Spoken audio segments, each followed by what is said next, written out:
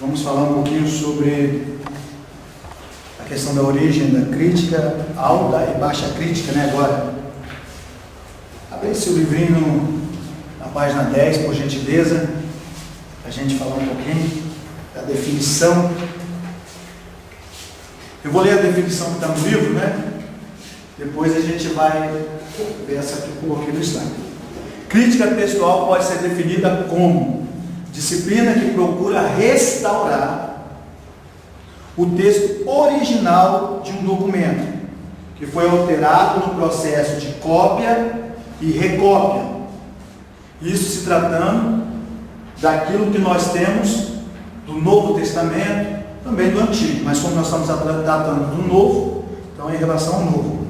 Mesmo com métodos modernos de impressão, onde revisões e leitura de provas reduzem ao mínimo de erros, frequentemente esses aparecem antes da impressão na imprensa, quando qualquer cópia de um documento tinha que ser feita à mão. Os erros eram muito mais comuns. Quando existe o autógrafo, torna-se a correção comparando-se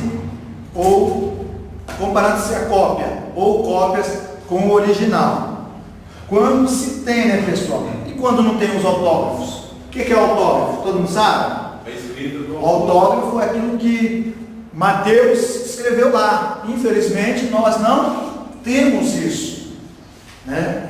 No próximo slide eu vou falar um pouco melhor, mas entende-se como crítica textual o quê? Toda pesquisa científica em busca da verdadeira forma de um documento escrito no original, ou pelo menos no texto mais próximo do original. É aquela ideia que realmente o autor, quando quis escrever, ele pensou em fazer. Por que nós entramos às vezes, não sei se esse é o termo, mas encurralados em alguns textos? Mas por quê? Tem um texto que fala bem assim, como é que eu vou dizer? Jesus chorou. Não. Confessai as vossas culpas uns aos outros. O que vocês entendem por esse texto? Confessai as vossas culpas uns para com os outros. Confessai as vossas culpas uns para com os outros.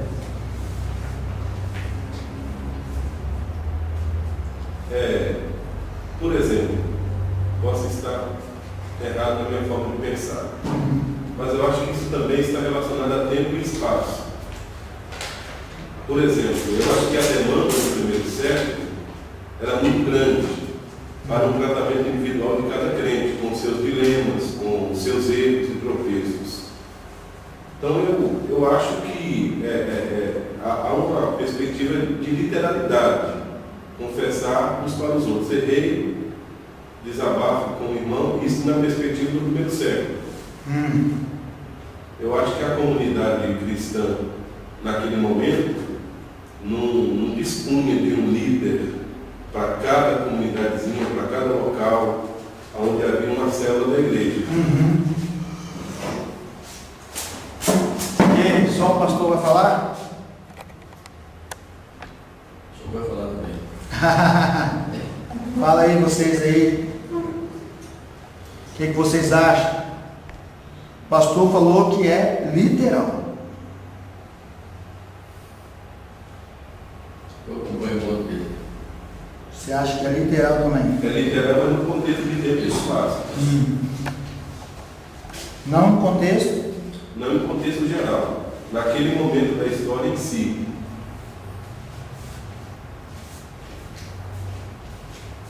Não tem esse livro, não. Nem impressou para ter. Mas cada um de nós tem Esse aqui não tinha nada. na bolsa dele. Para vocês adquirirem esse material é bom, importante.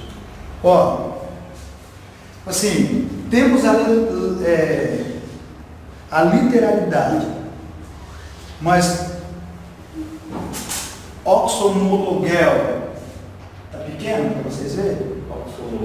O que significa? Oxomologel, confessar, professar. reconhecer. Não é só confessar. Mas é confessar, mas é aquele confessar de professar, de reconhecer. Não é o confessar de eu chegar para o pastor Jânio, ou pastor Praxedes, e falar: pastor, eu estou passando por isso e isso, isso, eu cometi esse erro.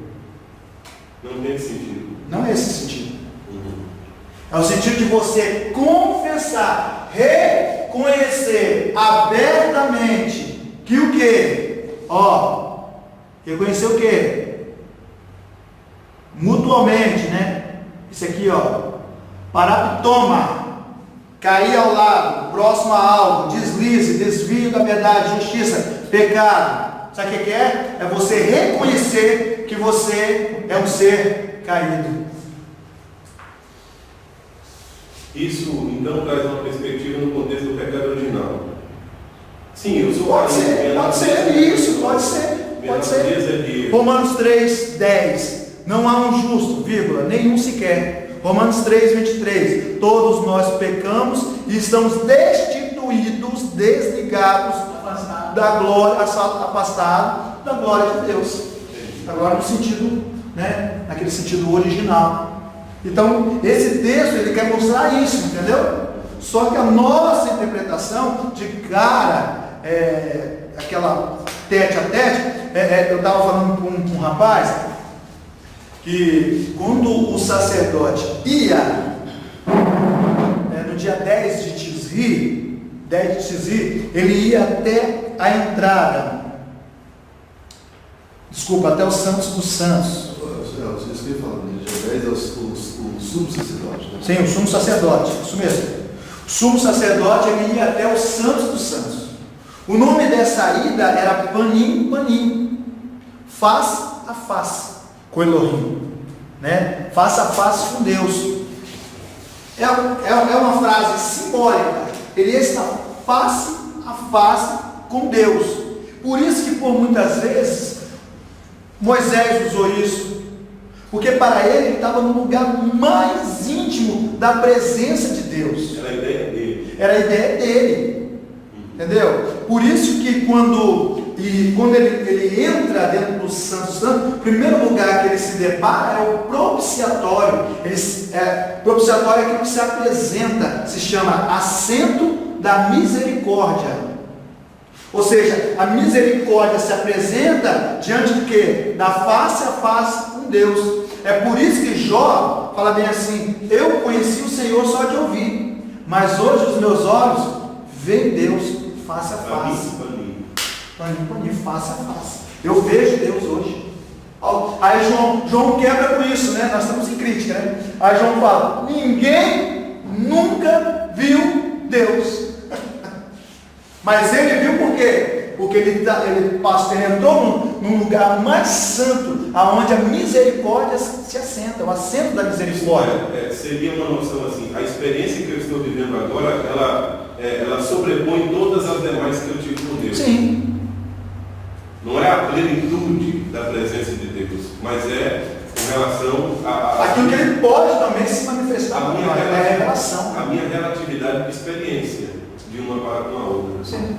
Entendi.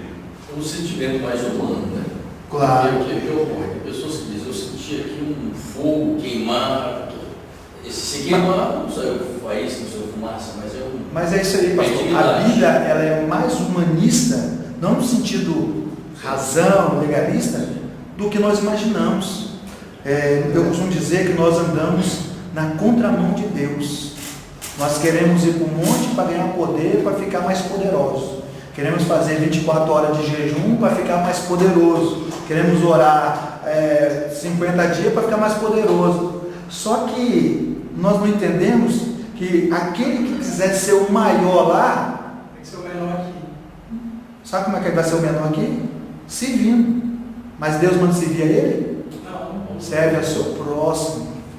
O meu grau de intimidade, de amizade, de comunhão com o meu irmão, repercute no meu grau de intimidade com Deus. Porque se eu não tenho comunhão com o meu irmão, que eu vejo, como que eu vou ter com Deus? E olha o caminho que ele fez, é paralelo ao nosso, nós queremos subir. E ele fez o quê? Não, eu vou descer, e o verbo se fez carne e habitou entre nós. Ou seja, ele, na sua onisciência, que nós não podemos computar, calcular, ele pensou assim, eu vou ser igual a eles, eu vou ser humano igual a eles, para saber o que eles sentem. E hoje de madrugada você não pode chorar, a lágrima salgadinha descer, você passar a língua e falar assim, Deus não sabe o que eu estou passando, Ele sabe o que você está passando, porque Ele foi humano. Literalmente. É a contramão. Não se pode afirmar que os manuscritos que tiveram seus textos copiados várias vezes, de várias formas, não sofreram múltiplas ou variadas alterações. Sim. O senhor tem que página?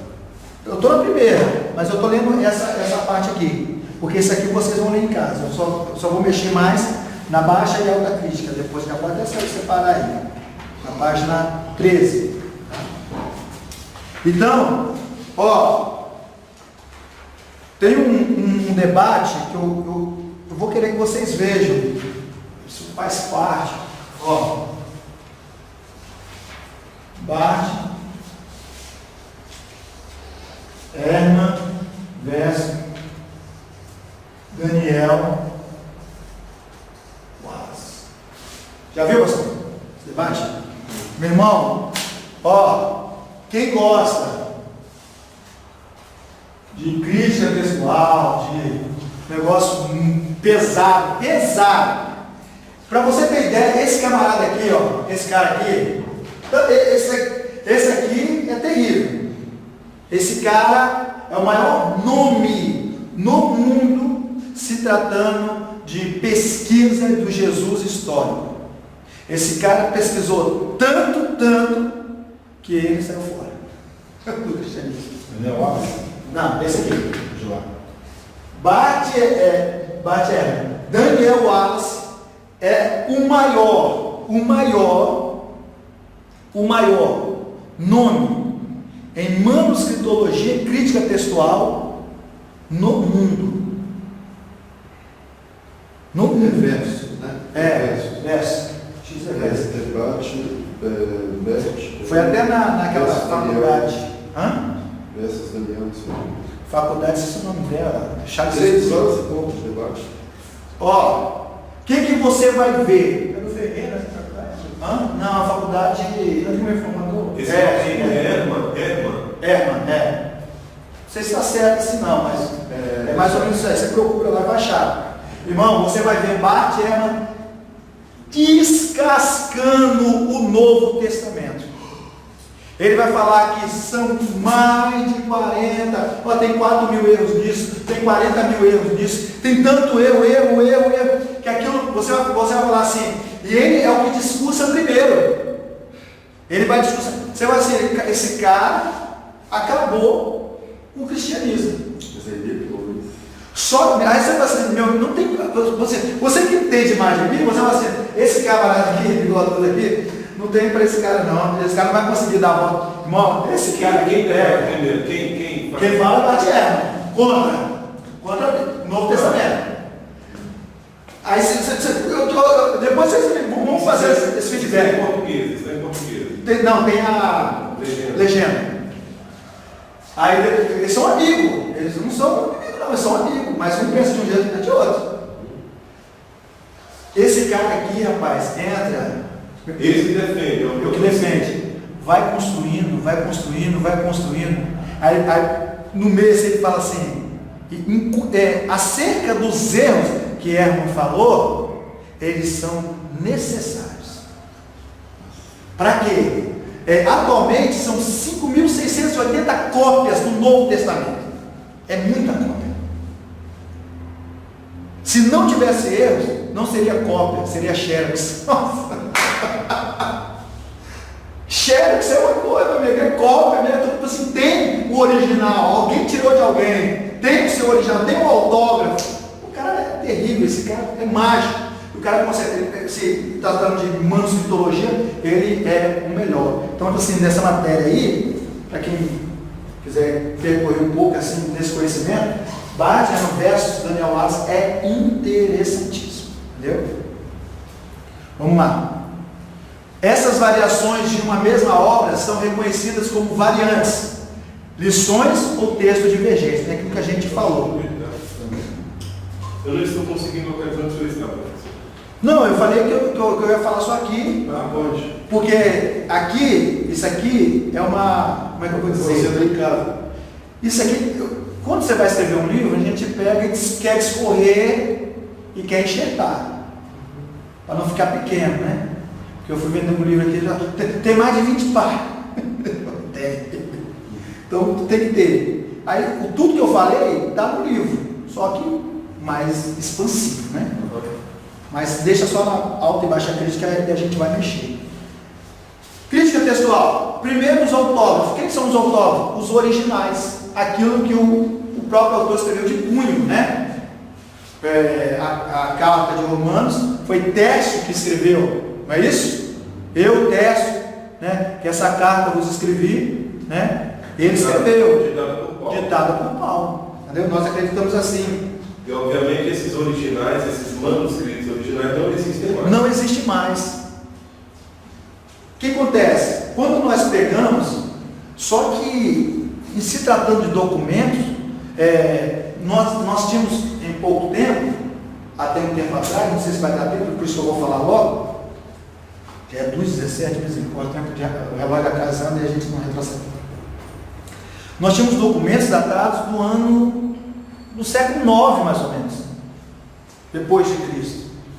Século IX? É. Nós temos um fragmento, né, que é o P4B, ele fala de João 18, ele é desse tamanhozinho. É o texto mais antigo, 220 depois de Cristo. Aí foi achado próximo ao Rio Eufrates um documento chamado isso aqui, ó.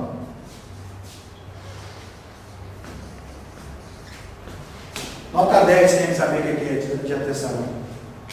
O que é diatessaron? Sem olhar no doutor, né? O que é? Foi achado no ano, ó, 170 depois de Cristo. Foi achado nesse ano ou foi datado nesse ano? Foi a datação é desse ano. Um documento? Um documento. O nome desse documento, quem sabe o que significa isso? Não. Diatessaron é esse aqui, ó.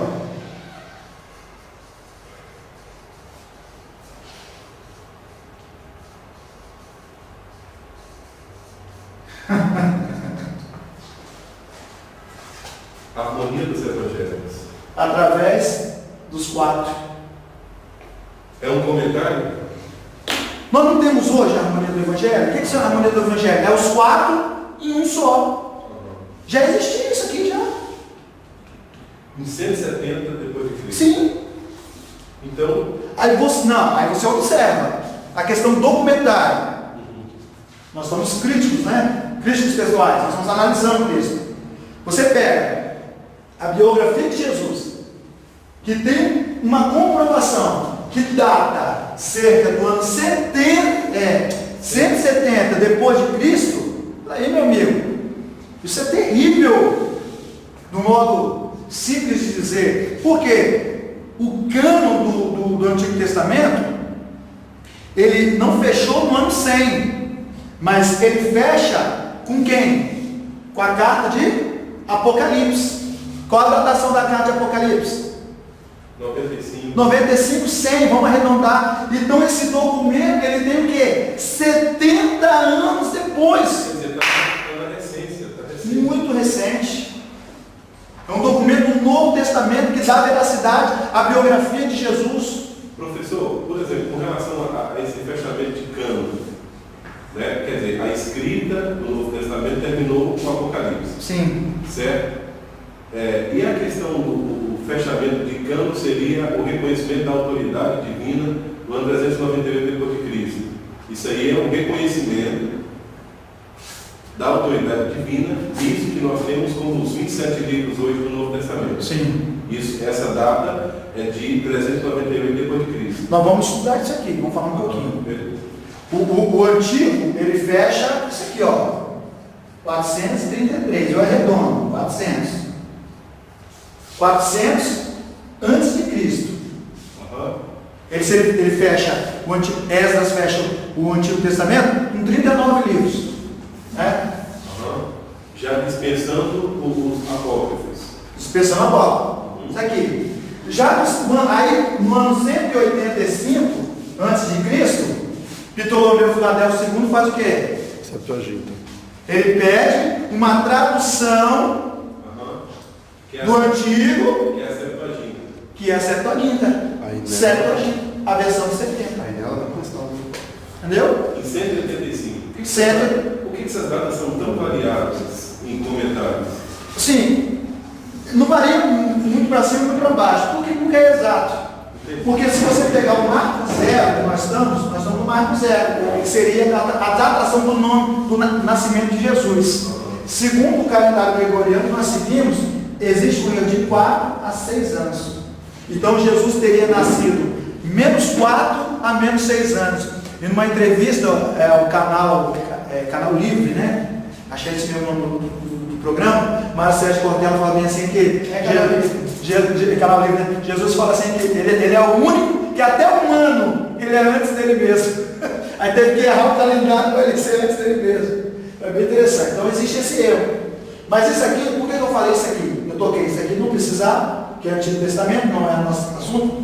Mas por quê? Porque em 1937, aí isso aqui é o nosso assunto, porque tanto do Antigo como do Novo a gente tem que tratar disso. 1947 foi achado em Qumran o quê? Os rolos do Mar Morto. E nos rolos do Mar Morto tem que todo o Antigo Testamento. E tem um problema, que para nós é uma imensa alegria. Sabe o que é? A datação. Sabe qual é a datação dele? Uma grande descoberta. Deixa eu ver. 200 antes de Cristo, meu irmão. Então, a gente fala assim, não, 200 anos é muita coisa. Não, só tinha 200 anos que Esdras tinha fechado o cano do Antigo. Então, o documento que nós temos nas mãos e em mãos é verdadeiro. Nós temos um documento verdadeiro. Então, apesar das sucessivas cópias e recópias, né? Nós damos fidelidade ao texto. Hoje em dia, você faz faculdade de história, você trabalha com o texto de Homero, Ilíada, né? Você trabalha, tem mais ou menos 600 manuscritos, e eles dão a maior veracidade possível. Só que a Bíblia, Novo Testamento, ele tem 5.680 manuscritos achados. Baseado nesse... Não, de Homero tem 248. A Ilíada de Homero tem 248. Não é 600, não? Professor, baseado, por exemplo... Você tem reforma, está falando de mais forte ainda. Essa quantidade de manuscritos, por exemplo, do Novo Testamento, essa quantidade de manuscritos, numa perspectiva racional e histórica, torna mais real a existência de Jesus do que de Platão, Aristóteles. Com certeza. Eu não tenho foto aqui, eu não coloquei. De existência de Platão, de Aristóteles. Eu não coloquei, eu ia colocar uma foto aqui, porque é muito corrido. No tempo que eu fazia arqueologia bíblica aqui, um irmão, aí tinha um pastor aqui que mandou, ele era engenheiro, mandou um pessoal para Iraque trabalhar. Aí trabalhava para ele, com o pedreiro lá. Aí um deles trouxe uma pedra. Nessa pedra tinha uns escritos. Aí deixou lá, botou aí o pastor pegou dele, botou lá na cabeceira da estante. Aí um dia esse arqueólogo veio aqui, estava dando aula para nós, e pastor, vou te dar essa pedra lá, você está sujando minha estante. Quando o pastor olhou na pedra, desse tamanho mais ou menos, o que tinha? Uma inscrição em acádio. Aí ele falou, não, vou levar e vou fazer a transliteração. fez a transliteração, sabe o que estava escrito? Eu, Esdras, do tempo de Nabucodonosor. Caraca, velho, que tesouro o cara tinha lá, irmão.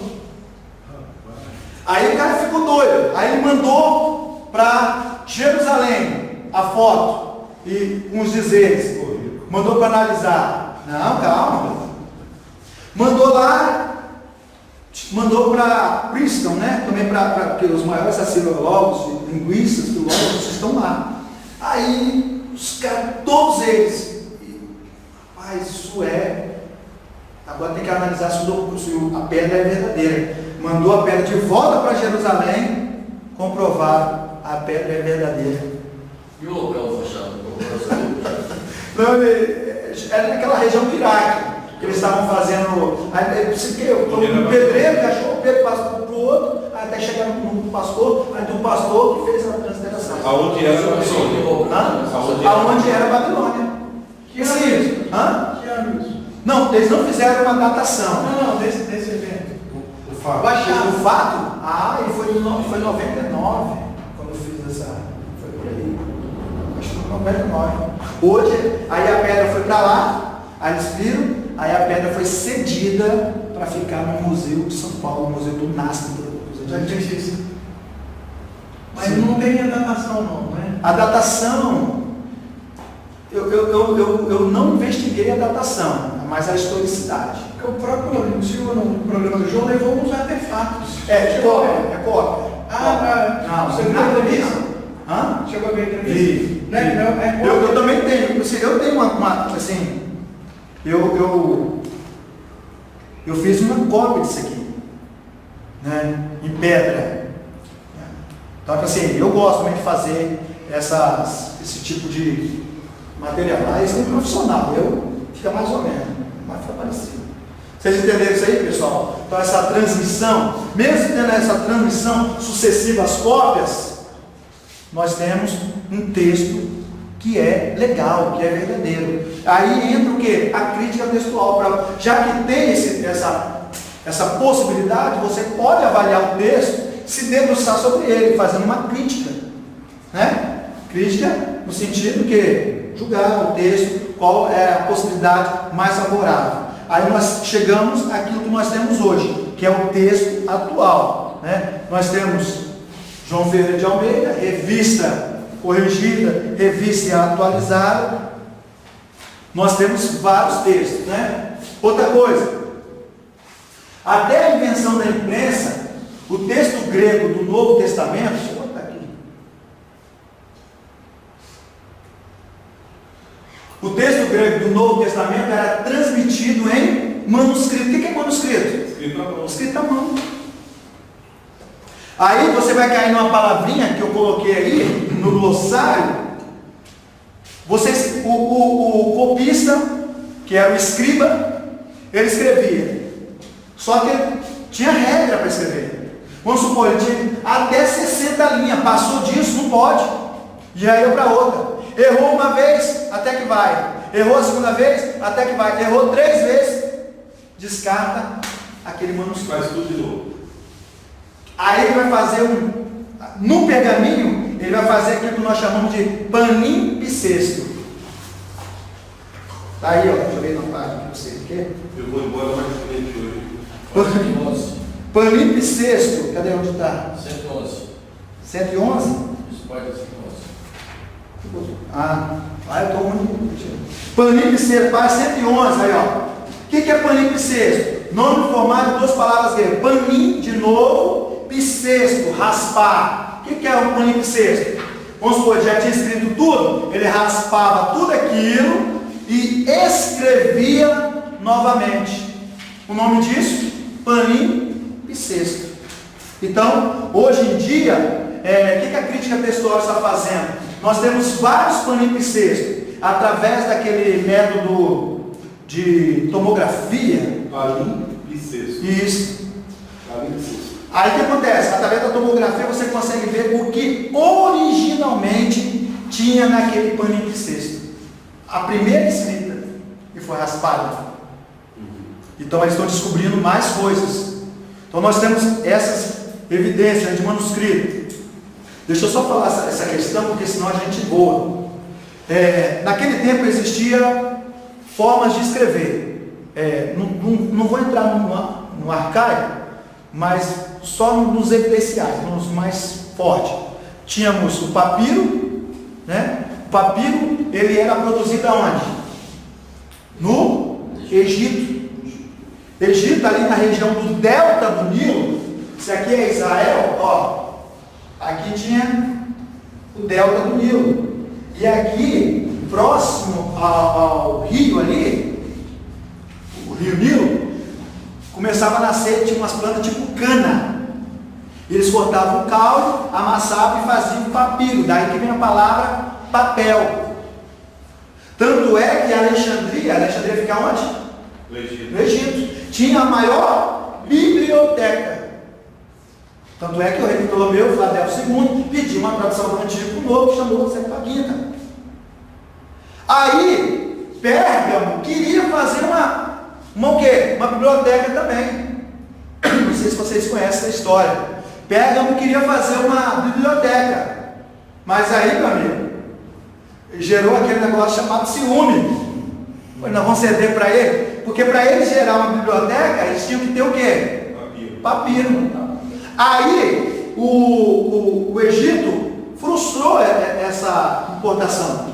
Aí eles foram obrigados a criar uma nova forma de escrita. Pegaram a pele do animal e começaram a escrever, dando o nome do próprio lugar, Pergaminho. Entendeu? Por isso que é pergaminho. Entendeu, pessoal? A biblioteca de Alexandria foi destruída em que ano, se você lembra do momento? Paz, na minha cabeça está 200 alguma coisa, mas eu acho que não foi isso não. Antes de Cristo. Mas não foi antes de Cristo não. Foi depois, né? Foi depois. Porque passou o Seleucides, passou João Hircano, passou tudo depois. Foram os muçulmanos que destruíram? Provavelmente. Muçulmano, a gente boa. Pessoa que gosta, o irmão Gal aparece aqui enaltecendo ele. São bonzinhos, né? Vamos lá. Os autógrafos dos escritos neotestamentários perderam, no entanto, chegaram até nós aqui, manuscritos contendo cópias em gregos e traduções, em parte muito antigas. Outra coisa, os manuscritos que possuímos vão de 130 depois de Cristo até o século XVI. Os principais são os papiros do século II e dois grandes códices do século IV. Código Sinaítico e Códice, quem sabe? Vaticano. Por que recebe esse nome? Por causa da sua família. O que é família em crítica textual, Leonardo? Família é provavelmente aqueles quando acham, né, ou a biblioteca na qual ele está. Existia um camarada chamado Chesterfield. Ele é um colecionador. Teve um camarada chamado Budimir. Budimir também é um colecionador. Por isso tem o papiro de Budimir, P66, os mais antigos, P46, P75, P74. Esses são os mais antigos. Tudo de Budimir, da coleção de Budimir, né? Vamos lá. Ao lado das testemunhas diretas do texto grego, que são os manuscritos, possuímos testemunhos indiretos, que são as citações nas obras de outro. Aí também, você vai lá no final, e você vai conhecer outro termozinho. Deixa eu ver se eu coloquei aqui. Coloquei, página 110, é o quarto. Qual que é o quarto aí? Escolhe. O que é escolhe? Aqui, ó, eu tenho aqui o texto em si, entende? Aí eu venho e escrevo aqui, eu mesmo escrevi, é uma anotação minha, não, o que eu achei, não tem? Você pegou a sua Bíblia, assim, não, eu alcancei alguma coisa aqui diferente, vou escrever. O nome disso aqui é escolho, em manuscritologia, em crítica textual. Tá bom, pessoal? Quando você pega e escreve algumas coisas. O nome disso é uma citação indireta de uma testemunha ocular. Porque às vezes você pegava um manuscrito que não continha tudo, mas como aquele escriba estava envolvido com todos os manuscritos, então ele sabia, o códice Aleph tem isso aqui, mas esse códice aqui siríaco não tem, então eu vou fazer uma escolha aqui. Você está entendendo? Então é nesse tipo. Se tratando de alta e baixa crítica, para a gente entrar lá no que interessa mais, temos aqui, antes de prosseguir, seria útil saber que há duas espécies de crítica bíblica. Primeira, alta e baixa crítica. A alta crítica, na página aí, página 13. Tá? 13. Alta crítica preocupa-se em estudar o autor do livro, tempo, lugar e as circunstâncias em que foi escrito, sua validade histórica, etc. Essa é a alta crítica. A expressão alta crítica, aí tem aqui embaixo. A expressão alta crítica foi pela primeira vez aplicada à literatura bíblica por J.G. Eshorn, no prefácio da segunda edição de sua obra. Aí não vou nem ler, porque aqui é alemão não é minha área. Tenho sido obrigado a dedicar a maior parte dos meus labores, até o momento inteiramente esquecido, e a investigação da constituição interior de cada livro do Antigo Testamento, mediante a ajuda crítica mais alta. Nome novo, não para os não humanistas. Parós, que tem aí lugar e a par. Bom? A expressão alta crítica tem dado motivo a objeções por parecer indicar algo de superioridade, achando alguns que designação mais própria seria crítica histórica. Entendeu? É por aí que permeia o método histórico crítico e o método histórico gramatical. A baixa crítica estuda a linguagem, vocabulário, questões de gramática, a história da transmissão do texto, aquilo nós falamos, hein? Incluindo as tentativas para restaurar o texto do autógrafo, ou seja, o texto original. Então nós temos aqui, olha aqui pessoal, alta crítica, estudiosos julgando a autenticidade do texto bíblico. O que ele vai fazer? A data do texto, a estrutura do texto, a autoria, o estilo, ou seja, o gênero literário, né? E a sua historicidade. A alta crítica do Antigo Testamento, todas as histórias sobrenaturais são lendas e mitos na cabeça dele. Tanto é que, pegando esse gancho, você pega o Novo Testamento comentado por Bultmann, né? Quem já leu? Já viu o negócio? Com certeza já viu. Trabalha nessa área.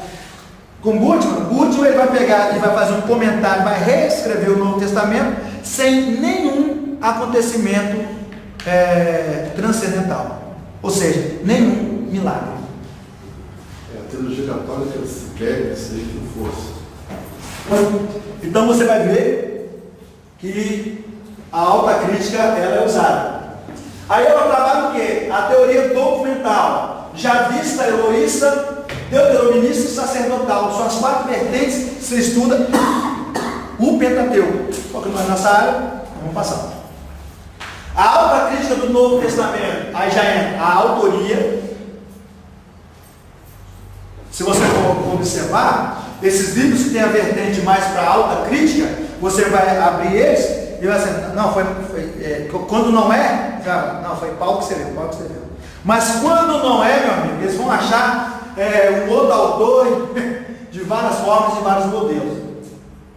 Eu estava lendo eu achei interessante a questão de autoria do livro de Hebreus.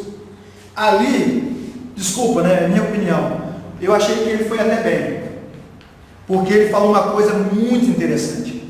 Quem já viu aquele texto assim que Paulo está começando a falar, aí ele fala bem assim, aí ele muda de uma hora para outra. Ó profundidade e riqueza. Não estava nem no contexto. Não estava. Não estava nem no contexto, não é? Você pode ver, estava lá, ele está falando uma coisa. Como diz meu filho, pirou o cabeção. Ó profundidade e riqueza. Mas ali realmente o que se desse texto, é que ele ficou tão empolgado que ele, tipo assim, abriu parênteses. Não, mas ali ele está exultando, ali é uma palavra mais forte, irmãos.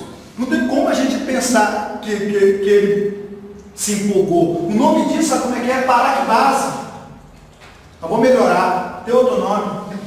Digressão.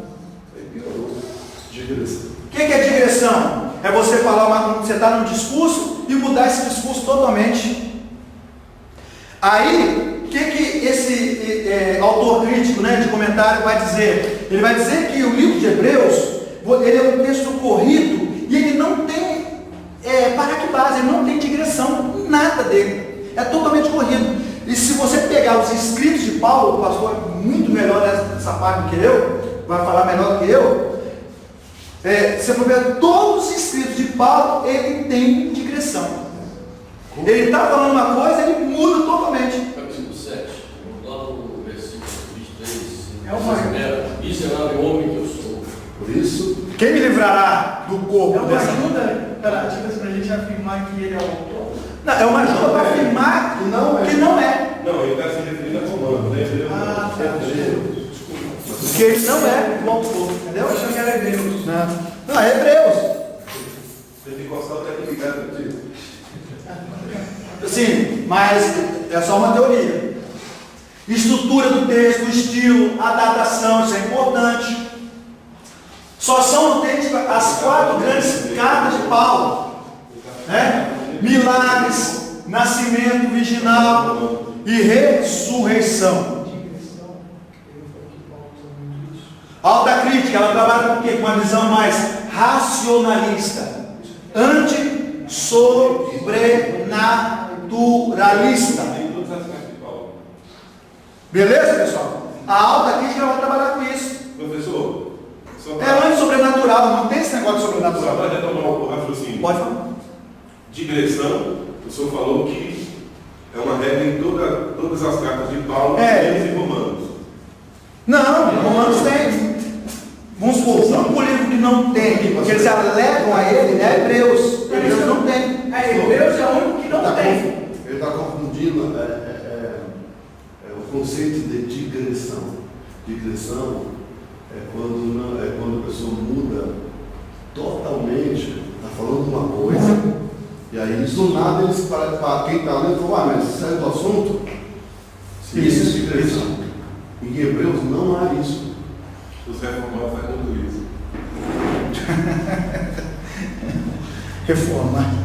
Vamos. Amém. Baixa crítica. A baixa crítica ela já trabalha mais com a confiabilidade do texto bíblico. Nós temos por tendência a tratar melhor, com mais carinho, trazer para os nossos braços a baixa crítica. A tentativa de restaurar o texto original é o método histórico gramatical, né? É sem você colocar o seu espetáculo, mas vendo o texto na sua essência, o que realmente é. Aleluia, glória a Deus. Forma das palavras do texto. Como é que essas palavras têm valor? Tem.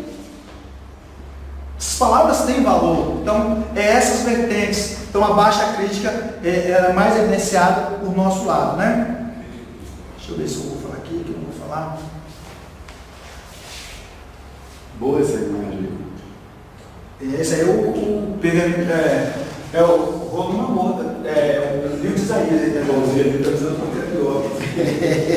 Não, porque ela é até pequena. Esse foi o aramaico Suriston que ele escreveu, né? Deixa eu falar isso aqui que é o mais importante. Depois eu volto lá. Mas a gente não perde, né? Porque a informação ela não tem essa cronologia. Só no livro que eu coloquei, tá bom? Vamos para a página 88 aí, problemas de tradução.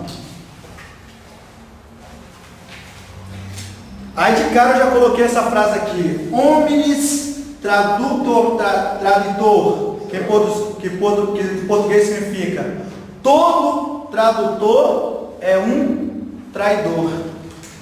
Ah, peraí, como assim? Opa, você pega Martinho Lutero, Que página aí, professor? 88. Entendeu? Problema de tradução. Você pega, ó, Martinho Lutero. Martinho Lutero ele não fez uma tradução do Novo Testamento em alemão? Fez. Ó, primeiro, deixa eu te falar. Ele era doutor em teologia. Conhecia muito bem grego e hebraico. E alemão era a língua natural dele. Sabe quanto tempo ele demorou para fazer essa tradução? 1 ano. 13 ainda. Você acha que é pouco ou é muito? Pô, isso é muito. Acho que é pouco. Irmão, se eu... Não, gente. O pastor está certo. Se você já conhece ali, você só vai fazer uma tradução. Por que que ele demorou? Estava superando. Hã? Estava superando o texto. Não é porque estava do treinamento, não. Aí você machuca. Estava desviando. Sabe por quê? Ó, porque ele encontrou. Deixa eu ver se eu coloquei aqui. Coloquei, com certeza. Aqui mais para frente. Aqui, é porque a gente está tendo que pular, porque não dá tempo de falar tudo, infelizmente. Na página 98, um dos sérios problemas que ele encontrou, isso aqui, ó. Tá aí com vocês aí. 98? 98. Tá vendo aí? Problemas originais. Problemas nos originais. Erros por polissemia. O que é polissemia? Uma palavra Com mais de um sentido. com mais de um sentido. Ele foi muito pouco, não. Aí ele pega uma palavra, um exemplo, né? Nós temos no português um monte. Aí nós pegamos, ó, e a manga? É a questão da semântica no português, professor? Não, é polissemia. O português também recebe esse nome. Aham. Palavras de duplo sentido. A semântica é o estudo da palavra. Aham. Entendeu? Aí vamos lá. No português é polissemia ou polissemântica? Não, polissemia. Polissemia. Entendeu? Aí você pega, peraí, a manga? Mas que manga que você está falando? Porque lá no Brasil tem manga de roupa e tem manga fruta. E tem manga de porco, que é o chiqueiro. Aí, até outro, né? Que é? Manga. Tá vendo? Meu amigo, então tem três. Qual das três? Martinho Lutero ficou encurralado nisso. E tem um cavalo que é branco lá. E nós temos vários textos. Abre aí. Abra a sua Bíblia. Mateus 26, verso 6. Mateus 26, verso 6. Esses caras gostam de Bíblia. O Davi é inimigo da Bíblia. Não, sem Bíblia não dá, né? Mas tem uma sessão descarrega aqui. Vamos lá, achou? Mateus 26, qual o versículo? 6. Quer que eu leia? Por gentileza. E estando Jesus em Betânia, em casa de Simão, o leproso. Ixi, Esse aí você pediu, ó. Esse aí você pediu. tem um problema aí, meu amigo. Ele estava na casa de Simão, o leproso. E Hadhut e Shulbet Enio Bevet de Shit Garbo. Né? Esse aqui era mais. Falou línguas estranhas, viu? Aí, se você pegar aquela Bíblia judaica completa, está assim: estava Jesus na casa de Shimon, o que tivera Tizarat. Zarat ali, ele coloca o David Stern como lepra. Mas Tizarat não é muito lepra, não. Né? Mas tá bom, vamos deixar ele. É outra doença. É uma doença cascuda. Mas É cafuguinho. David Stern, ó, aqui, gente, no texto que nós temos em mão, que chegou até nós, o texto está dizendo: estava Jesus na casa de Simão, o leproso. A minha ideia é que eu leio o texto, Jesus chegou lá e ele estava com lepra. Aí tem um problema, porque vai se chocar, e a ortodoxia não dá, meu amigo, ou é um ou é outro. Né? A Bíblia tem que fazer isso aqui. Aí você pega Levítico, Vaikra 13, verso 5, abre aí por gentileza. Vaikra 13, verso 5, Levítico, né? Vai se acostumando aí com esse nome aí, porque Vai entrar. Vaikra. As funções do sacerdote. Pode ler, professor? Hã? Pode ler? Pode ler. Ele 5. E ao sétimo dia o sacerdote o examinará, e eis que se apraga ao seu parecer. Parou, vírgula. e a plaga na pele se não estendeu, então o sacerdote encerrará por outros 7 dias. Segura aí. Lê o 46, por gentileza. Do mesmo capítulo. 46? É. Agora, todos os dias em que a praga estiver nele, será imundo. Imundo está, habitará só. A sua habitação será fora do arraial. Lê agora, por gentileza, 14, 38 e 39. A gente entrar nesse assunto. 38 e 39. Agora, 14. então o sacerdote sairá daquela casa para fora da porta da casa e cerrará a casa por 7 dias. Ó, nós lemos no 13, 5 e 46 que ele vai cerrar quem? Por 7 dias. Ele vai separar o leproso. Só que nesse texto aí, ele vai separar quem? A casa. Até a casa do leproso, está no livro de vocês. Depois vocês leiam melhor. Até a casa do leproso vai ser separado. Então, meu amigo, se choca veementemente com o texto que nós temos nas mãos. Leu 39? Hã? Não. Isso não. Tá. Então, e a solução desse texto? É isso aqui, ó, esse tema aqui, ó, no aramaico. Aqui nós temos, ó, um G, que é o Gomer, o Rish, o Bit e o Olaf. Seria, botar só um negócio aqui, um acróstico, né? Isso aqui. Isso aqui. Aí nós temos uma palavra assim, ó. Garabá. Nós temos outra palavra assim, ó. Garbá.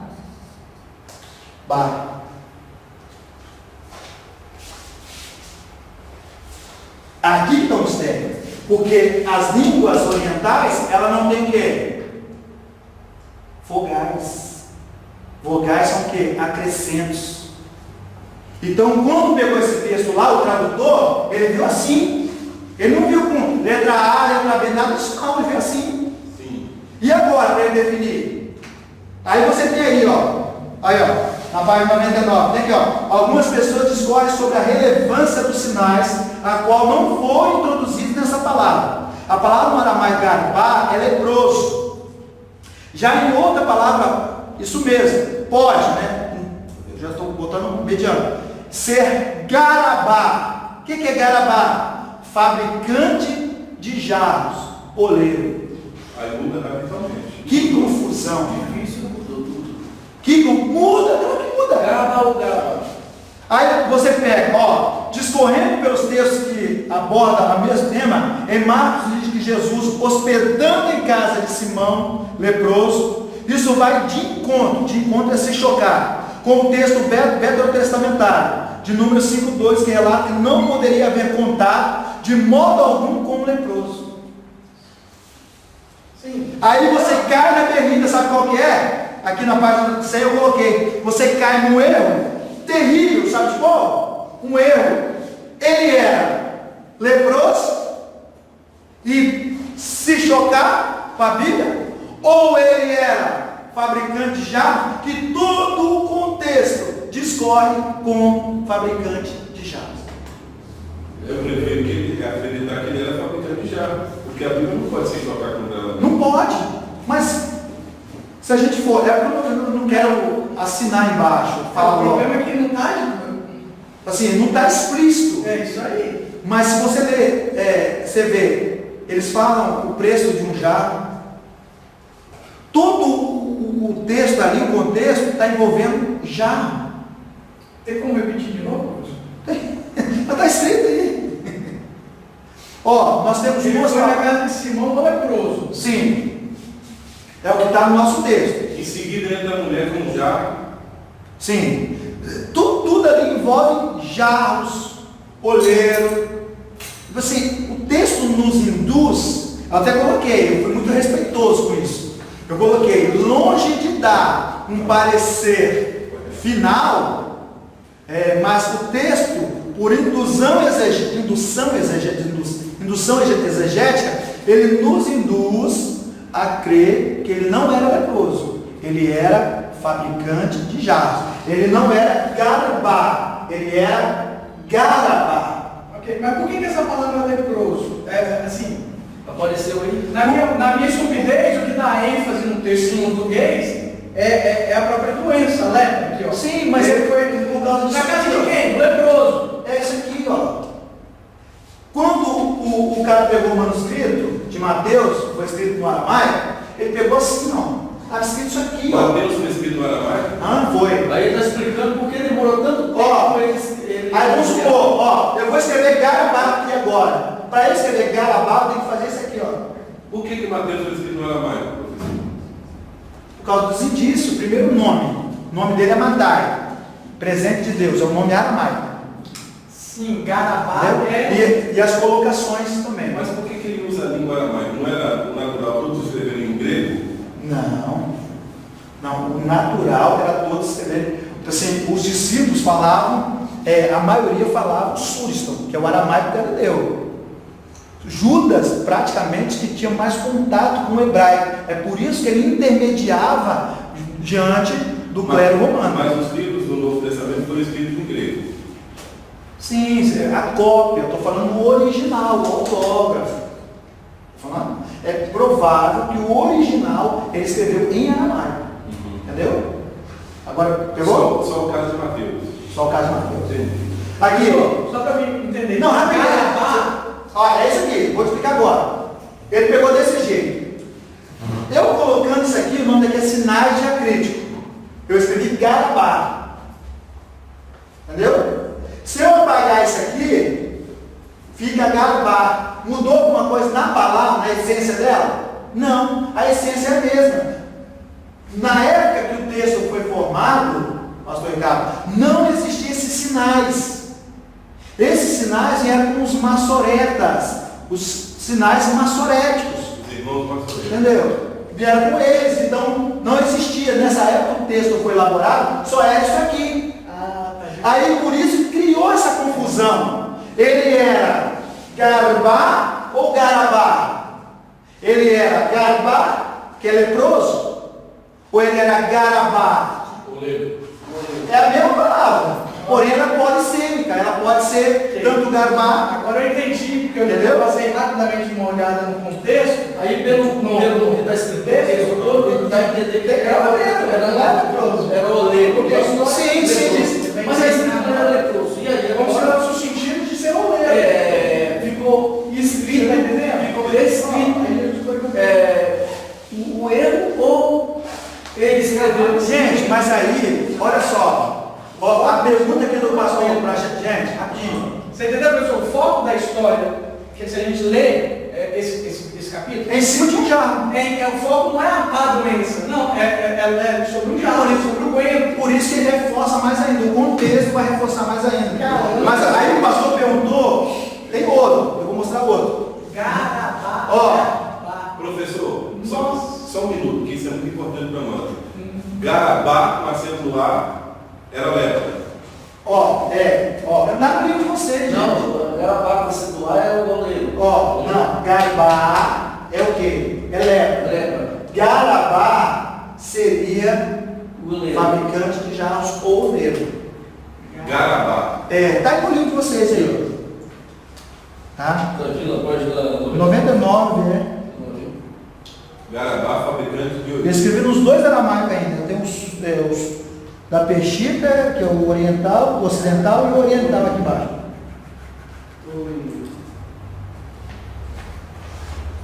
Garabá. Só que o pastor fez uma pergunta interessante. E o problema disso aí? É o problema. Deixa eu falar para vocês. Tem doutrina aqui? Não tem doutrina. Não tem. Esse que é a melhor. Isso que é a melhor coisa. Esse tipo de problemática está longe dos textos doutrinários. Não altera, não envolve. Porque não vai envolver nada. Porque o que nos interessa é a doutrina. A doutrina, qual que é esse irmãos? Aí faz parte do conhecimento, né? Hã? Sim, faz parte do conhecimento, que não vai interferir, não vai mudar nada. Não vai mudar a nossa plano de salvação. É igual o outro. Você pega, tem um camarada que ele está percorrendo, voltando de Jerusalém, porque ele foi adorar em Jerusalém. Ele foi fazer o quê? Adorar. Aí a Bíblia vai me dizer, esse é o problema, estou construindo um problema, depois a gente vai achar a solução, Deus vai resolver. Aí, ele está voltando lendo o quê? Um manuscrito. Ó, camarada, eunuco, foi adorar. Deuteronômio fala que um castrado não pode entrar no templo. E aí? Aí, o tempo que está lá é esse aqui, ó. Mihaina. Sabe o que é Mihaina? É um termo polissêmico. Pode ser eunuco ou, sabe o quê? Fiel. Adorador. Como é que é? Ó, o termo que está lá é Mihaina. Porque todos eles falavam o Surson, o aramaico. É Mihaina. Mihaina é o quê? Pode ser eunuco ou pode ser fiel ou crente adorador. E aí? Ele era eunuco ou ele era crente? Esse estava dentro do manuscrito. Denúncia que ele era um adorador e não castrado. Também acho.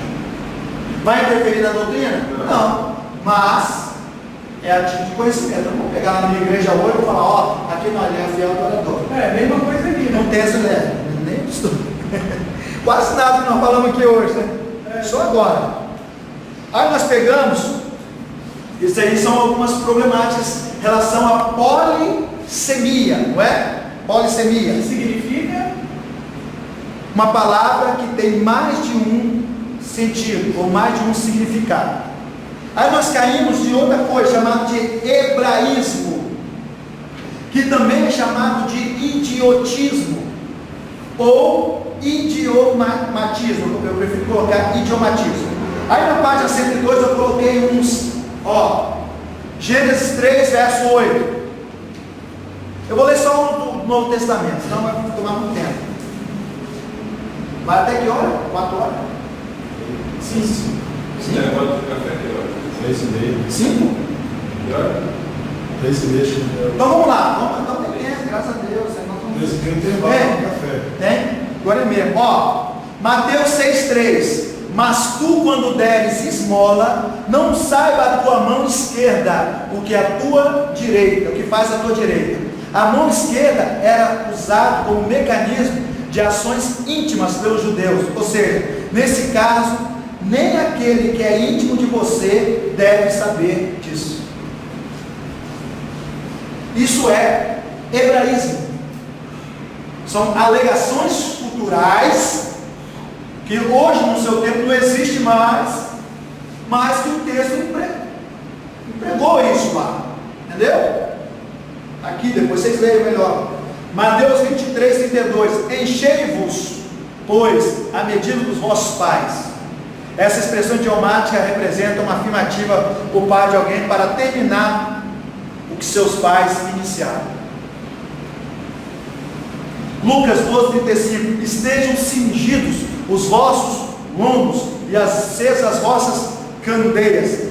O termo cingido, vossos lombos, era o costume de que quando era necessário correr ou andar rápido ou trabalhar, os homens levantavam a barra da túnica e prendiam no cinto. Isso significa cingir os vossos lombos. Deixa eu apresentar, que é melhor do que falar por muitas vezes. Quem sabe o que é isso aqui? Eu falei isso aqui na última vez que eu peguei? Falei, não? Vamos falar hoje, repete aí, gente. O nome disso aqui é talit. Como diz um colega meu. Quem usa muito é o Tem uma parte de Macedo. abestalhada. usando com isso aí, a sensação que a gente tem que vai pedir oferta. Não, tá. É o talit. É o talit ou talit? Qualquer um dos dois nomes dá certo. Eu prefiro falar talit.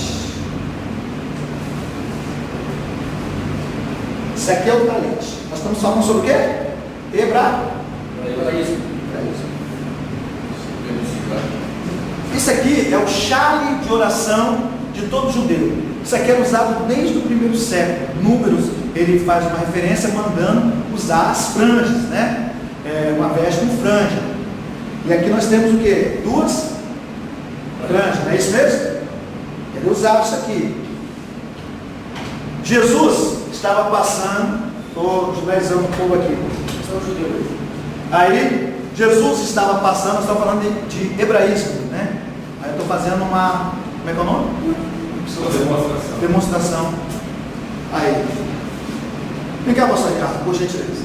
Jesus estava passando e de repente o Shamash, quem é o Shamash? O principal da sinagoga, para ele e fala assim: minha filha está moribunda, estão prestes a morrer. Venha até minha casa para que ore e ela viva. Aí Jesus estava com chale, né? Andando, com talit. Eles usavam essa roupa. Era obrigação. Aí uma mulher olha, aquela mulher esperta. O que ela fala? Se eu tão somente tocar onde? Aonde aqui que ela vai tocar? Aí nas duas fitas aí, ó. Aqui. Só isso. Por que aqui? Qual o mistério? Quanto aqui? Quanto? Eu falo dobra, mas minha esposa já me corrigiu. É nó. Quantos nó tem aqui? 5 nó. Obrigado, pode citar. 5 nó. Por que 5 nó? Tem uma mensagem nisso aí. Não sei. Mas por que 5 nó? Representa o Pentateuco? Isso. Bereshit, Shemot, Vaikra, Bemidbar e Devarim. Gênesis, Êxodo, Levítico, Números e Deuteronômio. Aonde a mulher tocou? Na palavra. Por quê? Porque a palavra Torá, ela tem uma raiz Yará, que significa apontar o alvo. E o que é pecado? Errar o alvo. Harmatia e Ratá. Harmatia no grego, Ratá no hebraico. As duas significam errar o alvo. E a mulher toca onde? Na hora, que é a palavra. Mas palavra Sara? Sim. Salmo 107, estrofe 20. Enviou a sua palavra, o sarou e os livrou da destruição. A palavra era livra da destruição. É por isso que Oséias em 4:6 ele fala: o meu povo foi Destruído. falta de conhecimento. Conhecimento de quê? Palavra. Aqui tem algo demais aqui? Tem. Que ó tem. Ó quão bom e quão suave é que os irmãos vivem em união. É como o óleo precioso se der sobre a cabeça, a barba, derrama no chão. Aonde fica a unção? A hora dos seus vestidos. Aonde a mulher tocou? A unção, sabia o que estava fazendo. Não foi por acaso. Ela é pulando na cabeça. Hã? Não, ela estava com hemorragia. Há 12 anos. Era também imunda, né? Hã? Sim, imunda, não podia tocar. Quando tocasse nele, ele ficava imundo até a tarde, tinha que fazer o sacrifício da tarde. Mas isso aí é outra coisa. Você está entendendo que os hebraísmos são importantes? Mas para você entender disso, você tem que mergulhar onde? Na cultura. Como é que você vai entender, fazer uma crítica e entender de hebraísmo dessas formas, sem você entender isso? O texto que o pastor Ricardo falou: miserável homem que sou, quem me livrará do corpo dessa morte? Existia um critério que os romanos aplicavam quando você assassinava alguém. Você fazia um decreto chamado corpus mortuorum, que era carregar o cadáver por toda a região, amarrado nas costas, como punição. Então, quando Paulo fala, miserável homem que sou, quem me livrará do corpo dessa morte? Ele está nos induzindo a pensar que ele carrega um corpo na qual ele é culpado. Um crime que ele cometeu. Só que as pessoas erram, porque eu não posso falar que ele matou Estevão. Mas eu sei de um crime que ele cometeu, que você também cometeu, e um corpo você vai carregar o resto da sua vida. Quem? Pecado original. Não. Jesus. Você assassinou. Você é culpado. Porque ele foi ferido. Você... Não, isso. Aí se você quiser entrar no pecado original, você pode entrar. Aí dá para entrar. Entendeu? Como é que as coisas fluem? Aí tem, tem outro, eu vou ler outro. Tem um monte aqui, pessoal. Depois vocês pegam e leem. Fica esse gancho aí.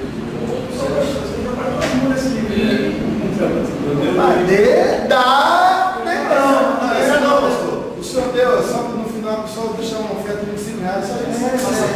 não, isso aí é de administração. Eu vou vender para vocês isso aí. Vou passar para você, vai trazer o velho. Pega aí, pastor. Vai se passar. Pega aí para pegar aí, pessoal. Que é a taxa que Pessoal, olha só. Aí sim! Aí sim! Ó, pessoal. pessoal, se for passar no cartão, pode. Até dou dinheiro aí. Gente, eu me consagro agora a aceitar. 5% que é a taxa. Que é a taxa. Se acabou de ter um cartão lá, marca a taxa de quanto que é. Se eu saber como impulsar na hora. Ah, não, assim.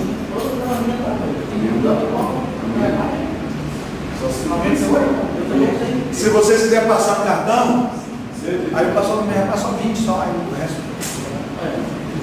Ei, vamos lá. Aí na página 104 tem mais exemplo disso. E o primeiro exemplo é interessantíssimo, quando ele fala bem assim: pois aquele dia e hora ninguém sabe. Mateus 24, 36. Mas o que significa isso? Significa, sabe o que? Isso aqui, pessoal, nós temos no calendário judaico, que é o calendário bíblico, né? Aí as pessoas falam, calendário judaico, não, é o calendário bíblico. O calendário bíblico começa no mês de Aviv, quem sabe? Depois, Iá, depois, Sivan. Aqui nós temos a primavera. Depois nós temos outro mês chamado Tammuz, Av, Elu. Aqui nós temos o verão. Depois nós temos qual mês?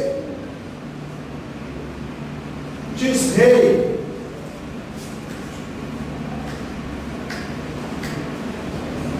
Não precisa nem continuar, eu quero parar aqui mesmo. Esse aqui é o 7º mês. Presta atenção.